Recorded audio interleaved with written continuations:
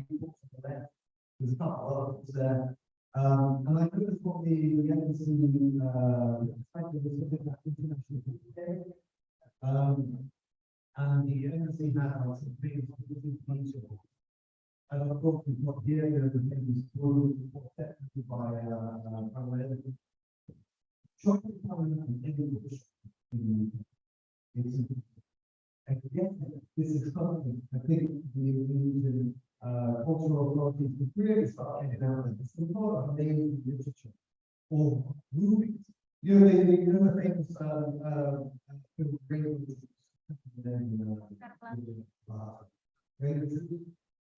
yeah.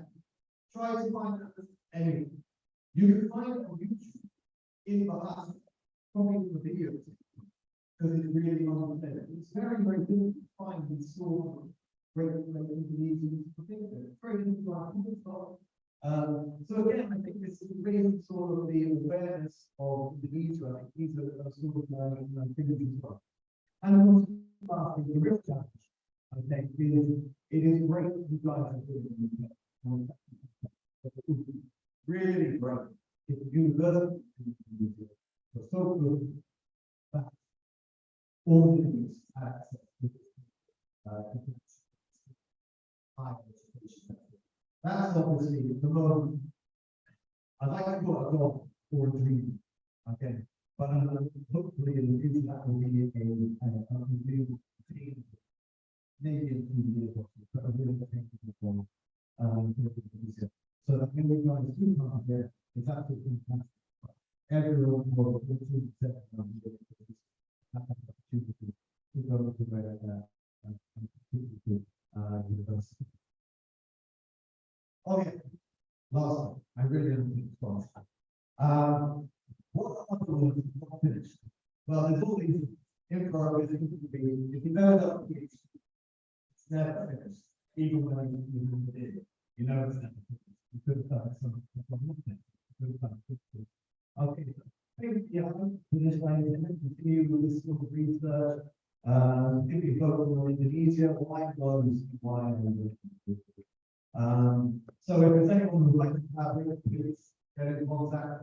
I'd be very happy to hear from you.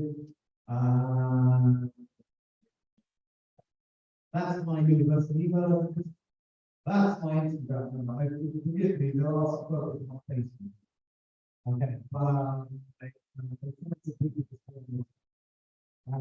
But yeah, certainly send me an email. I'll do it here. I can send it to you research in this form and maybe one in the future. And then, yeah, let's sort of bring it into the community to work together. So, thank you very much. Thank you.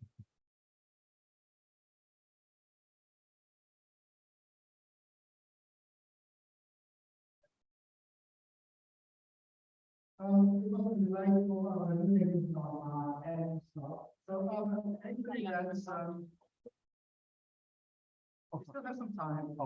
This actually. So, in case of any of the others have please, you can come up with that. Hi, I'm very much studying the master in CRL.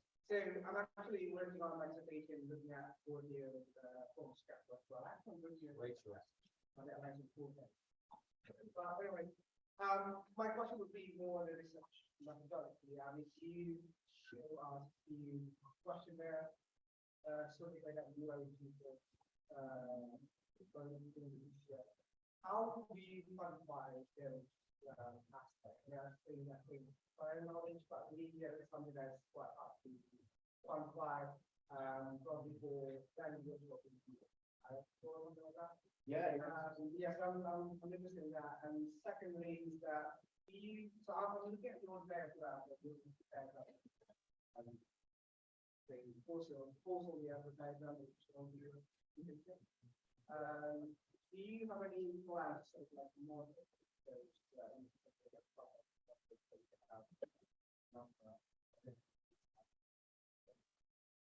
yeah, second question. Yeah. Again, it's about how much data I have. If you look again, look at the surveys and people from there, more helpful in that sense. Regarding to quantify the Asia, to possibly quantitatively background. So in the second, it provides that sort of secrets that I can then use to do the qualitative stage. I'm not a qualitative researcher, so I have sort of rudimentarily qualified it as in a scale, that sort of thing. When I did the second survey, I used SAS, which is the social cultural adjustment scale, and bias, which is by award, and Wilson, I'll give you all the names, stuff like that. I was used by Poland in the first one, who does a lot of surveys, mostly about professionalism. Very little sort of happens in students, particularly about students from this definitely music. So I slightly mixed it up in that sort of sense. Yeah, private schools, Indonesian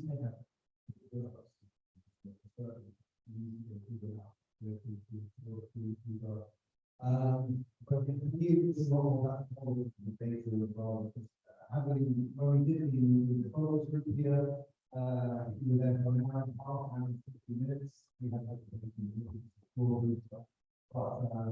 we were this so much and there's a lot of things that I've learned as a student, you know, a lot of other organizations. So 5% is not complete, I understand. Particularly the one to sort of theoretical part is really interesting. I think that's really fantastic. But this is a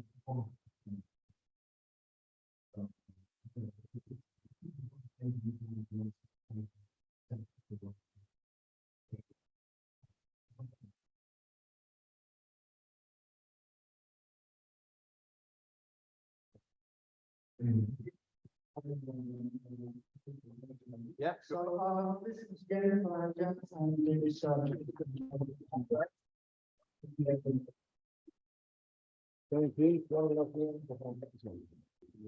All right, we have one and the speaker that's already here at the very past.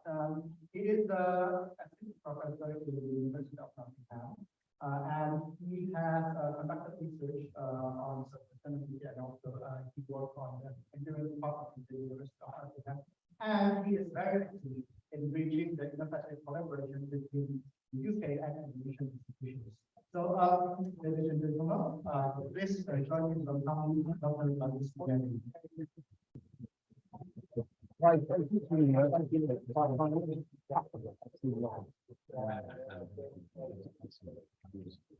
yeah, elegant presentation. all right, how's it going, everyone? I know I'm the only one standing between you and dinner. Not really, you might have a surprise guest. Anyways, how much time do I have? 30 minutes. 30 minutes, and you're? I'm going to do Okay, so I've got 30 minutes worth of presentation, but what I'd like to get across is a little bit of my own research. And there are technical terms that I hope you don't get confused by, because the whole point is just to instill this interdisciplinary way of thinking. And then, in accordance to our events today, which is about rethinking our strategy, I would like to try to pull a right thread into my own research and how you diffuse your strategy that perhaps could be contribution to Indonesian government. Now, it's a bit complicated. Anyway, so the title has mathematics in it, but don't worry about that for 1 minute. Go on to the next slide. This was meant to be for the governor, so go on to the next slide. Anyways, you've heard about this a lot, SME. Pretty much everything in the way you do things, businesses, doing manufacturing, conducting a higher education, everything is covered by SME to some degree, because the incentives of funders are somewhat geared towards fulfilling SDGs. Now, if you take a look at these 17 points of SDGs, not one of them has anything that has the word discipline. Okay, So a little bit about my own background.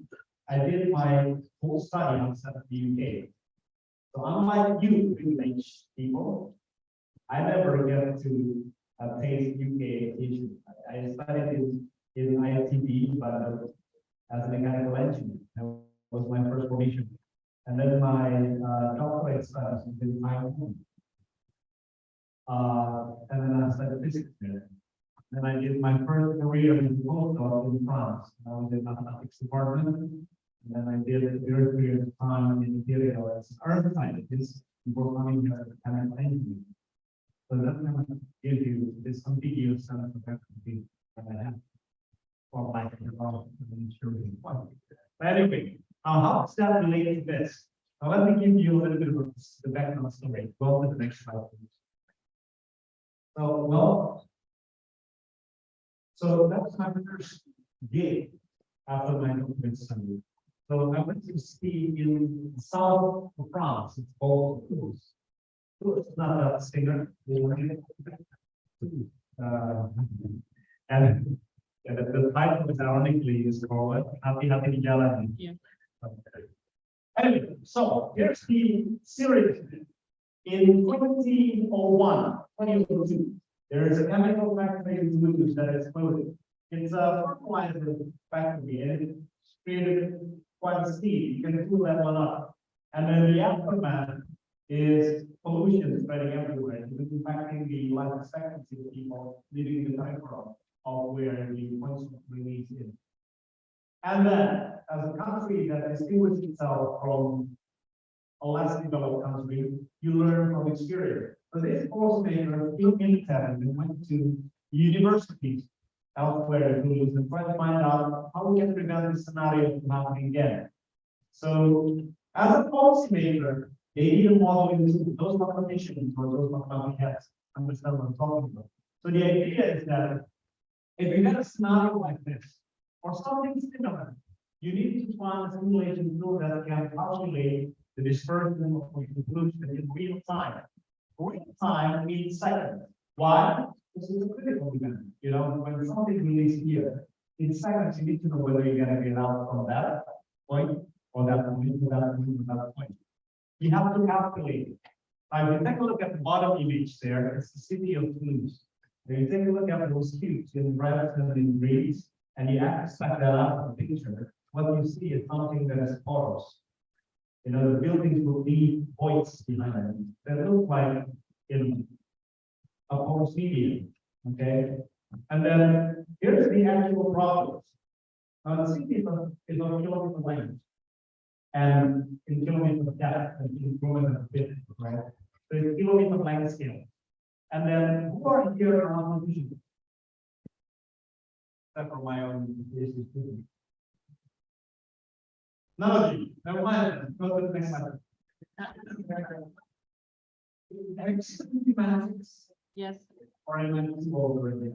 yeah, That matrix, you know, those mesh in greens, they get like putting bullet with it. All right, those combinational mesh. So you can put your solution inside the fuse. All right. You compute it with a computer. Now, if you want to compute pollution dispersion in the city, the size of the cube has to be at least as big as the smallest object. Otherwise, you cannot resolve the solution there. All right. So this cube is tight. Okay. What's the smallest object in the city? Well, yourself. Right. Now that's some medium scale. Some of you are more than one. Anyway, that's not medium scale. Compare that with the length of the city. That's 3, 4, or even 5 orders of magnitude difference. All right.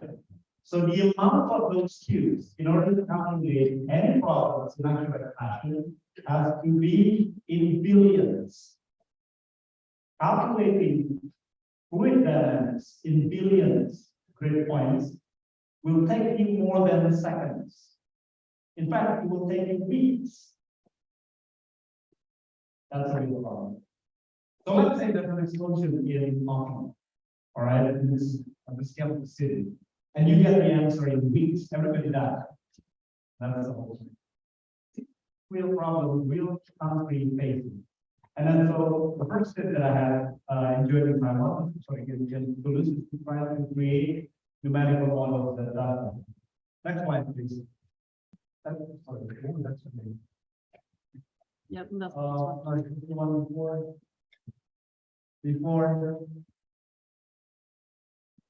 Okay, this one. Now, so basically, long story short, we created a model that able to calculate that and assign it. Okay, and then the next one, please. Now, and then we talk about sustainable development goals again. You talk about pollution. I talked to you a little bit about it in the morning that my pronunciation is very clear with my own law. I just got back to Indonesia 2 days ago. The pollution is extremely bad. I really, I'm not sure why you're not really angry right now. I'm really angry. That's actually killing you. It's discounting your life by 5 years. You know, that's horrible. So what are you going to do about this? That's the city of the world. And this is a courtesy of my PhD student, a brilliant man who's not married. So, so we took that model and then we downloaded there's 50 maps. This is Boulevard, right? So that's the city of Boulevard. And then we try to extract out all the streets and all the buildings. We try to make the simulation over the city of Boulevard. Now, if you take a look at, if you understand the streets are kind of the same. It means they absorb carbon, right? And cars and industry, they are carbon everything. So you can model this in the scale of the city. So you cannot really see the red color because it wasn't doing a good job. But you can tell the difference with or without vegetation. The whole point is this: you as a policy has to provide solution to the problem. And nobody within our governments resort to science at all. Correct? If you look at the news and the so-called solution that permeates the media about the Jakarta pollution, nobody refers to science at all. What are the scientists talking about? Everybody has to be everybody has to change their people.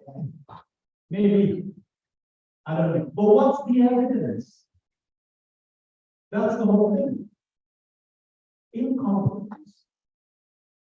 Yeah. Got exposed when you face problems. If there were no problems, your incompetence got exposed. Now you know how competent we are. We are unbelievably incompetent. We can judge this by the answers, because the answers have not always reconciled at all. And this isn't even difficult to do. How many hours does it take you? Huh? 20 minutes. It was even a PhD student. How come we don't come up with anything like this at all? Yeah, you're thinking, right? This is everything development. All right, so next slide. The whole point of the presentation is not to give you the plans. And then I went to another, and it's done by really. So when it comes to being monolithic in sustainability, you have to understand biorhythm to some pattern.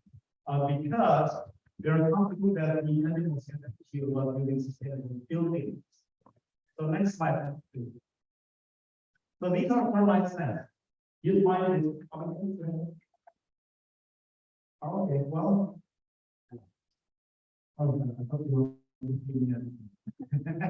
Anyway, this is termite snares. Termites are found in arid regions. It's very interesting. You find termites in Africa, and then some of them have temperatures outside the mountains fluctuating over 10 degrees. In the morning, it will be really cold. In the noontime, it can go over 20 degrees. The queen is very sensitive to temperature fluctuation. If the queen dies, everybody dies. Okay? You know, the queen cannot take temperature fluctuation, but if you measure, and somebody actually measured the temperature fluctuation, you did it to myself.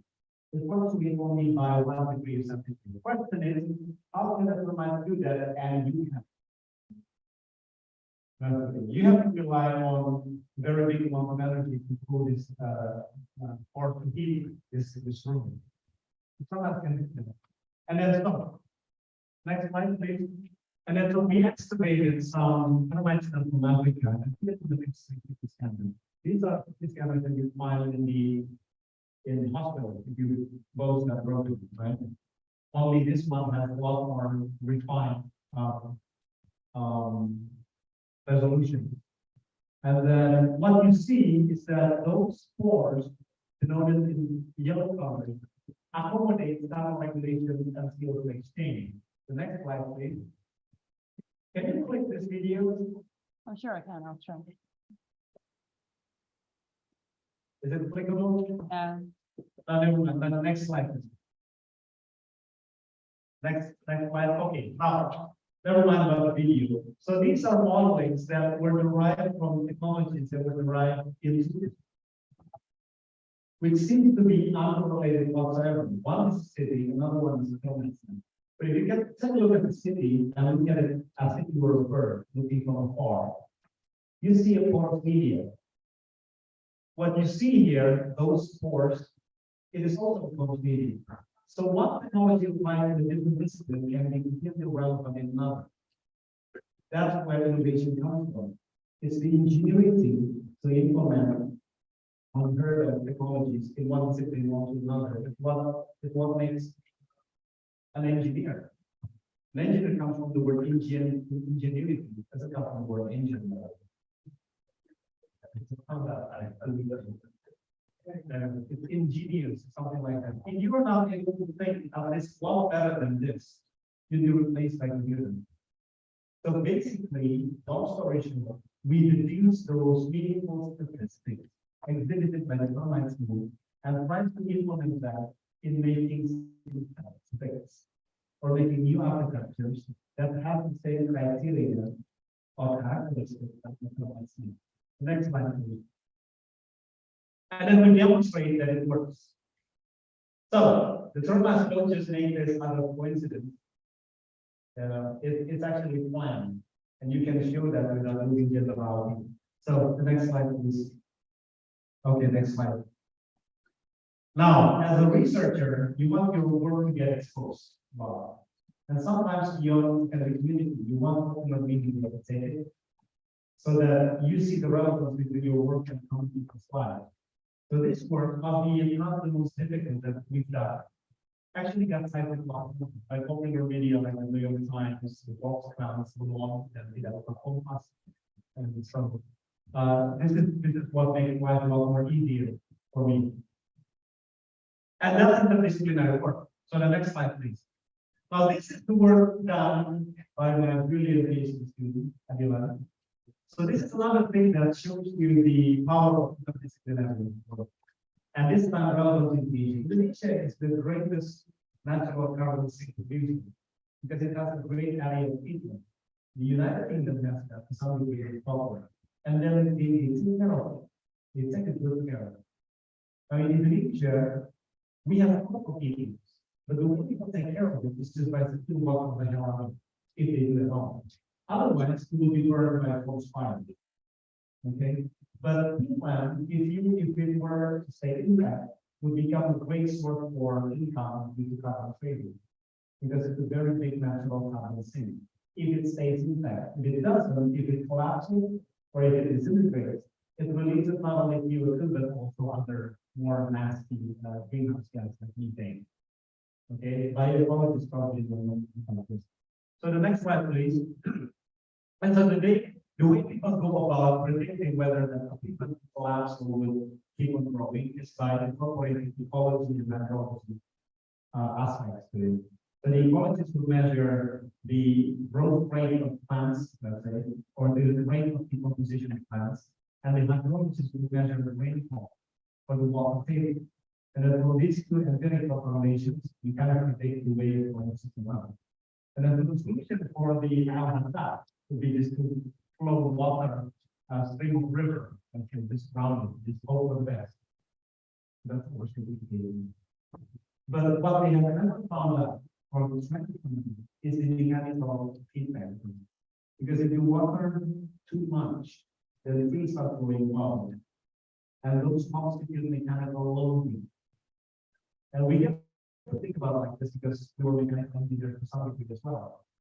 If it's heavy at the top, it will compromise the integrity. So we include that mechanical feedback into the existing superposition, it's not all feet. Because the equation becomes a lot more difficult. And luckily, my PhD student is not a mathematical lecturer. And I think it's the best thing I can do. Until I graduate. Okay, so we incorporated this three aspects and try to come up with these strategy.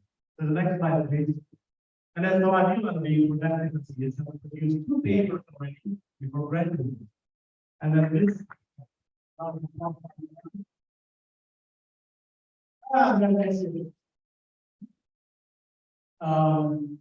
that's the whole point.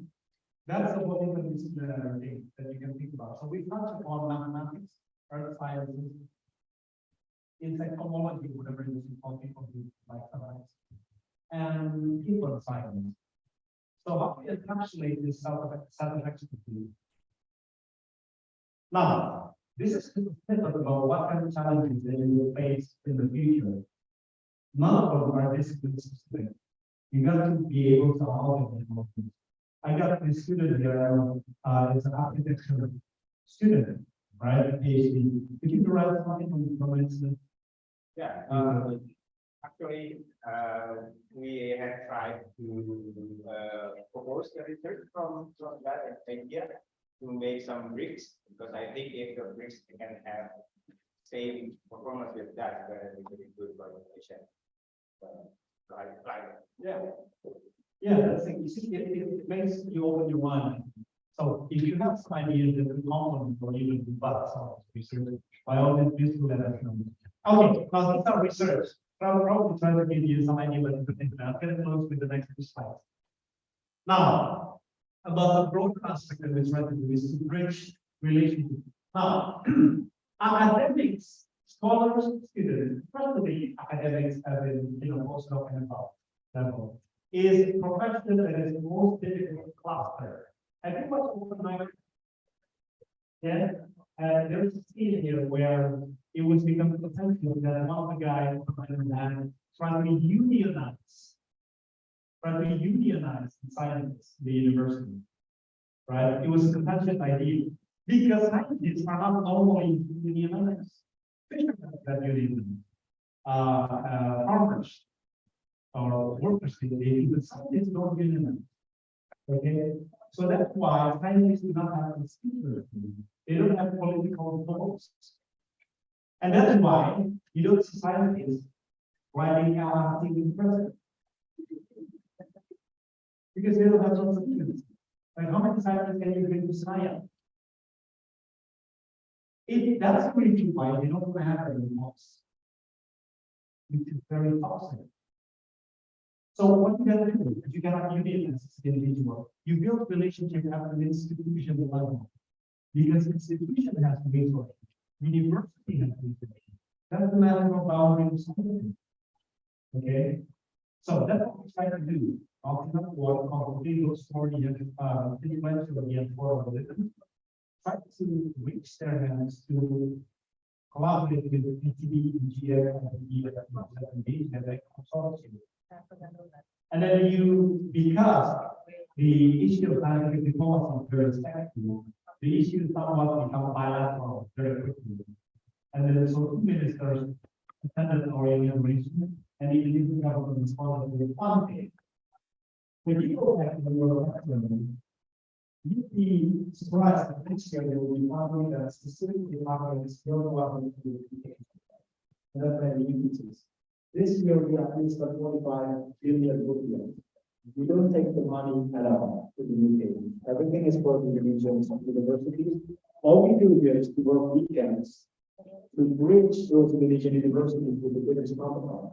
If my expectation is to shallow my government is making problems. Masih nggak apa-apa yang satu sini. This is what I want you guys to think about how to do in the future, and that is to make this space get thicker and thicker and thicker, by involving your own institution. And that's possible, and the work actually get run by individuals rather than top-down sections, you know. And if the government tries to make that this great, it never happens. Well, because academics are not responsible. You know, you cannot tell academics how to do it.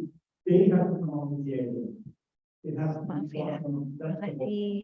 Sorry. So if you get your supervisor, or you get your head of departments, try to make them into the collaboration with Indonesia. That matters.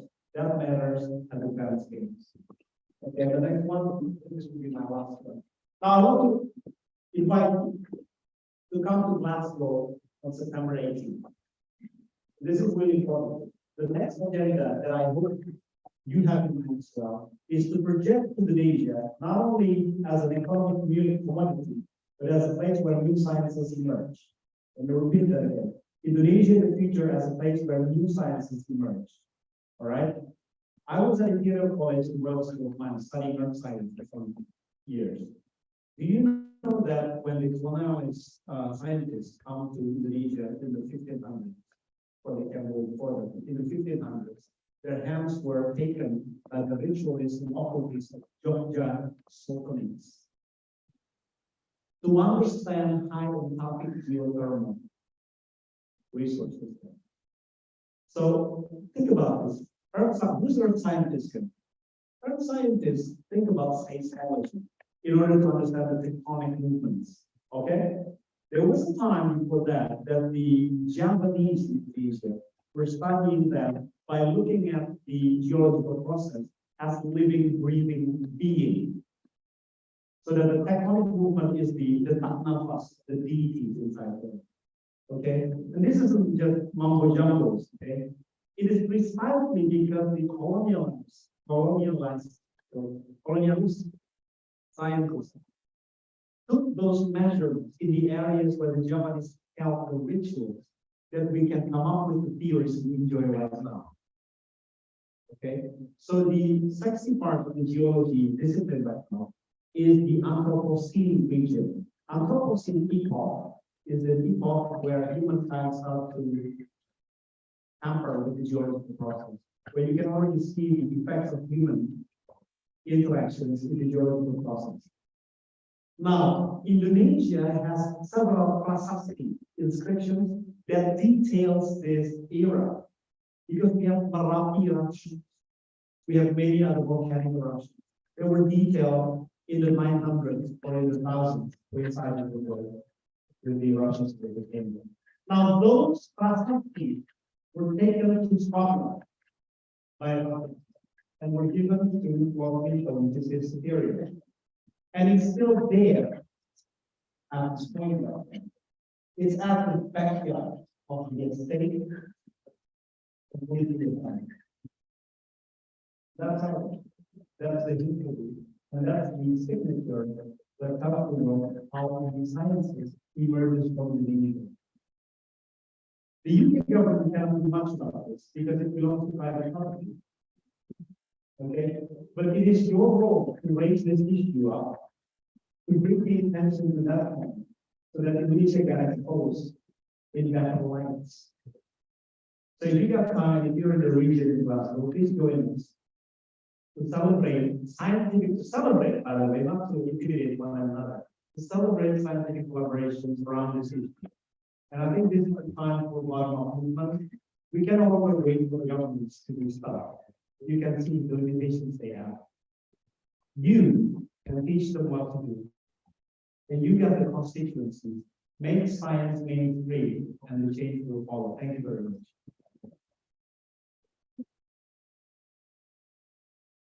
Thank you very much, I would say that's very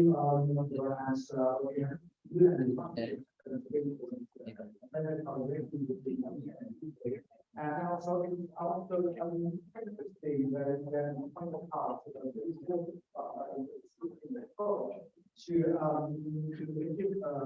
go to the police here. And unfortunately, I mean, it's sometimes our necessary.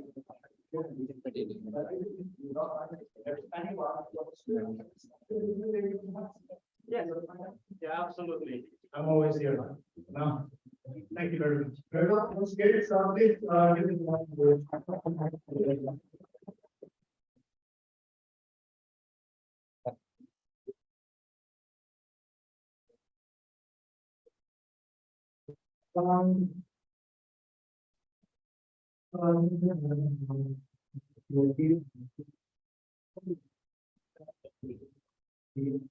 Okay, and after teaching them, this is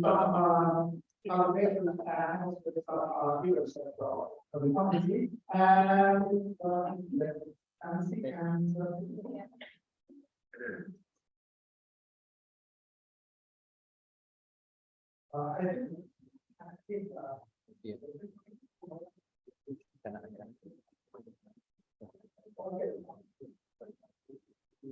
I think okay, once again, thank you very much, everyone, and see you.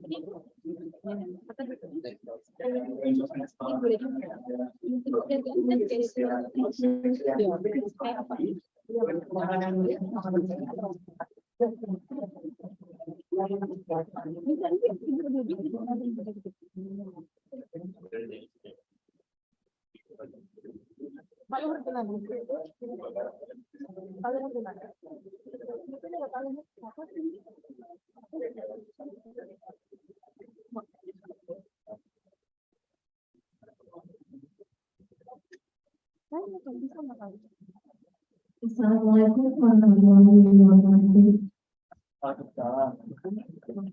Yang ingin ibu ini sekarang seperti sosial dan politik Indonesia beserta dan kehidupan